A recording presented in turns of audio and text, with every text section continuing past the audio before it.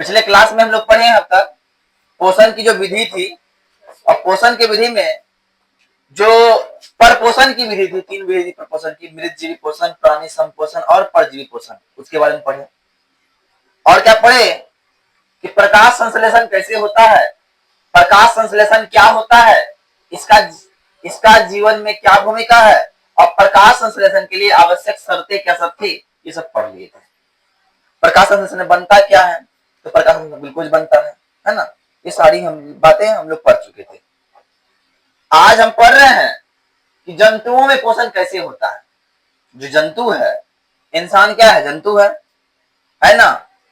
और जंतु जब आती है, जंतु 2 प्रकार के होते हैं, एक कोशिकीय जंतु और बहुकोशिकीय जंतु। तो ये जो अमीबा है, पैरामीशियम है, ये कैसे जंतु है, तो ये है एक कोशिकीय जंतु। कैसे जंतु है, एक कोशिकीय जंतु। अब बात समझिए, जो एक कोशिकीय होते हैं, जो एक कोशिकीय होते हैं, उनमें विशेष अंग हर काम करने के लिए नहीं होता है। जैसे मनुष्य के लिए, मनुष्य के शरीर में हर शरीर का अलग अलग शरीर का अंग है और उसका अलग अलग काम है। मुंह का काम है, अलग काम, नाक का अलग काम है, आंख का अलग काम है। ऐसा है कि हम हाथ में धरते हैं, खाना अंदर चले जाता है, ऐसा होता है। ऐसा अगर हो जाए, पर हाँ एक किसी के जिम्मे में होता है, उसका शरीर का कोनो भाग में खाना रख दो, खाना उसके अंदर चले जाएगा, है ना। तो आप देखते क्या है, जंतु परपोषी होते हैं, अर्थात इसका मतलब क्या है, जंतु मृतजीवी हो सकते हैं, परजीवी हो सकते हैं, या प्राणी संपोषी हो सकते हैं। एक कोशिकीय जंतु में पोषण के लिए विशेष अंग नहीं होते, जो बताया अभी। एक कोशिकीय जीव में पोषण के लिए कोई अलग अलग अंग नहीं होता है, लेकिन बहुकोशिकीय जीव में क्या होता है, क्या होता है, विशेष अंग होता है ना। अपना भोजन शरीर सतहों द्वारा विसरण क्रिया से करते हैं, लेकिन बहुकोशिकीय जंतुओं में इसके लिए विशेष अंग पाए जाते हैं। हम लोग कैसा जीव है, तो हम लोग बहुकोशिकीय जीव है। अब एक कोशिकीय जीव का एक उदाहरण है अमीबा। तो सर अमीबा भोजन ग्रहण कैसे करता है, अमीबा में पोषण कैसे होता है ना। पोषण क्या, खाना खाना, वो खाना शरीर में लग जाए और जो खराब खाना वो शरीर से निकल जाए, यही तो पोषण है ना। देखिए अमीबा, पहला बार अमीबा कैसा जीव है, तो अमीबा एक कोशिकीय जीव है और प्राणी संपोषी जीव है। अमीबा कैसा है, एक कोशिकीय प्राणी संपोषी जीव है, और यह मृदुजलीय एक कोशिकीय था और निश्चित आकार का प्राणी है। इसका कोई भी आकार नहीं है कि अमीबा ऐसा ही होगा। कहीं अमीबा ऐसा दिखता है, कहीं अमीबा ऐसा दिखता है, इसका कोई डिफरेंट आकार नहीं है, इसका कोई डिफरेंट आकार नहीं है, इसलिए अमीबा क्या बोला गया, एक कोशिकीय जीव है, इसका कोई डिफरेंट आकार नहीं है। किसका आकार नहीं है, तो अमीबा का। इसका आकार उत्पादों के बनने और बिगड़ने के कारण बदलता रहता है। इसमें अब बोलेगा अमीबा भोजन ग्रहण किसके द्वारा करता है, तो अमीबा भोजन ग्रहण उत्पादों के द्वारा करता है। किसके द्वारा करता है, किसके द्वारा करता है, उत्पादों के द्वारा। अमीबा का भोजन ग्रहण उत्पादों के द्वारा होता है, और इसका शरीर का ढांचा भी उत्पाद पर डिपेंड करता है। अमीबा अपना भोजन शैवाल, बैक्टीरिया, डायटम, अन्य छोटे एक कोशिकीय जीव तथा मृत कार्बनिक पदार्थ के उत्पादों की मदद से अंतर ग्रहण करता है। ऐसा जो जीव, छोटा जीव है, उसका उत्पादों की मदद से अपने अंदर अंतर ग्रहण करने का काम करता है कौन, अमीबा। अब आते हैं अमीबा में एंजाइमों की मदद से भोजन का पाचन होता है। इसके अंदर जो भोजन का पाचन होता है किसके मदद से होता है, एंजाइमों की मदद से। और पचा हुआ भोजन क्या होता है, पचा हुआ भोजन समूचे शरीर में वितरित हो जाता है।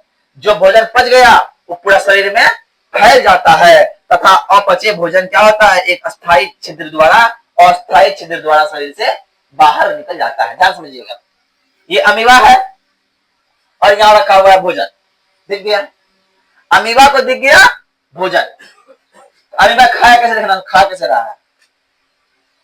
अब बताओ, तुम बोलता है खा पी गया तो मोटा था, खा का पीता तो मोटा आता है, बोलता है कि नहीं, अमीबा खा पी के मोटा जाएगा। देखना अमीबा पहले ऐसा था, अब पड़ोसी खाना पे देख रहा है, अब देख रहा है, वहां पे देख रहा है, खाना है, टुकुर टुकुर देख रहा है, क्या समझना। अब देखते हुए धीरे धीरे धीरे अपना क्षेत्र बढ़ाएगा। यहाँ बढ़ा लिया, 4 वर्ष घेर लिया, लगभग घेर लिया ना, बगल में आ गया, पहले दूर था, बगल में आ गया, अब फिर अभी भी खाया नहीं है, अभी भी बगल में पहुंचा है। कभी कभी देखना तुम, छोटा बच्चा सब जो गाँव में रहेगा ना, तो बगल बगल में किसी के यहाँ कुछ बनेगा, तो बच्चा जब खाने का मन है तो पहले देखेगा वहां जो है, पहले वहां रहेगा, फिर धीरे धीरे धीरे धीरे यहाँ आएगा, फिर धीरे धीरे धीरे धीरे यहाँ आएगा, है ना। मेहमान आ गया तो धीरे धीरे बगल में, मेहमान बगल में खड़ा हो जाएगा। मेहमान खा रहा है, वो देख रहा है, टुकुर टुकुर टुकुर टुकुर देख रहा है। खाएगा बाबू? नहीं खाएंगे, ले लो बिस्कुट ले लो, तो ले लेता है, पता है ना। यही अमीबा कर रहा है, यहाँ खाना के बगल में आ गया, खाना के बगल में आ गया, धीरे धीरे धीरे धीरे पूरा खाना घेर लिया। अब पूरा खाना घेरा, शरीर बड़ा हो गया, और ये खाना अपने अंदर इंजेक्ट कर लेता है और ये भोजन कर लेता है। ये अमीबा काम है। आई बात समझ में? अब आते हैं पैरामीशियम। ये भी एक कोशिकीय प्राणी संपोषी जीव है, जो मृदु जलीय जीव है। कैसा जीव है? मृदु जलीय जीव है। इसका शरीर, प्रचलन अंग सीलिया स्थान से ढका हुआ होता है, सीलिया स्थान से ढका हुआ होता है, और ये भोजन का अंतर्ग्रहण शरीर के एक निश्चित स्थान से करता है। इसमें भोजन ग्रहण करने का एक निश्चित स्थान होता है, एक स्थान होता है, जिस स्थान को हम लोग क्या बोलते हैं? साइटोस्टोम बोलते हैं, या कोशिका मुख बोलते हैं। क्या बोलते हैं? कोशिका मुख बोलते हैं। किसके अंदर? पैरामीशियम अगर जिस स्थान द्वारा भोजन ग्रहण करता है उसको बोलते हैं कोशिका मुख, या फिर साइटोस्टोम बोलते हैं। क्या बोलते हैं? साइटोस्टोम। और ये भी अपना भोजन एंजाइमों की मदद से पाचन करता है, और जो भोजन बचा हुआ होता है उसको एक विशेष छिद्र द्वारा शरीर से बाहर निकालने का कार्य करता है। ये हो गया मेरा एक कोशिकीय जीव के बारे में। अब आएंगे हम लोग बहुकोशिकीय जीवों में। बहुकोशिकीय जीवों में विशिष्ट जीव कौन है? तुम हो। तुम कौन जीव हो? तो तुम मनुष्य हो।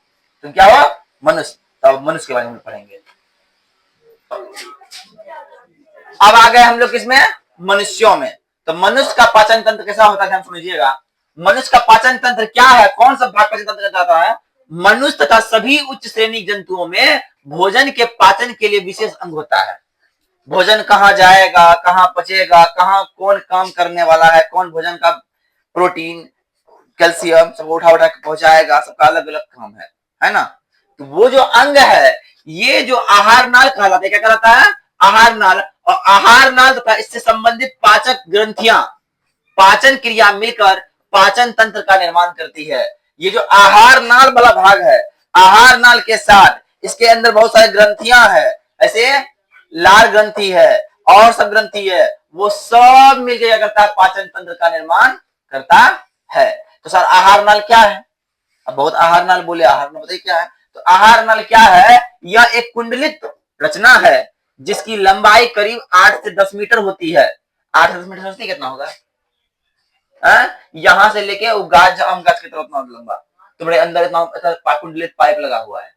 सोचो, तुम्हारे अंदर कुंडलित पाइप लगा हुआ है, नापेगी उतना लंबा हो जाएगा। तुम्हारे सब 50 ठो नहीं, क्या बोलते हैं, 10 ठो आदमी रहता होगा, है ना, 10 ठो तब होगा, है ना। यह मुख गुहा में शुरू होता है, यहाँ खाना शुरू हुआ और मल द्वार तक फैला रहता है। वो जो पाइप लगा हुआ है, ये मुंह से खाया जहां से, और खाने के बाद जहां से पच के निकलता है वहां तक का जो नली होता है, वो नली पाया जाता है किसमें?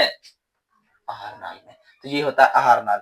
और ये है मेरा, देखिए फोटो है, यही फोटो, यहाँ से मुख है, ये खाए, ये लाल ग्रंथि है, इसे लाल टपकते रहता है, गला के खोले रहता है, गला में है। तुमने गला में ना है?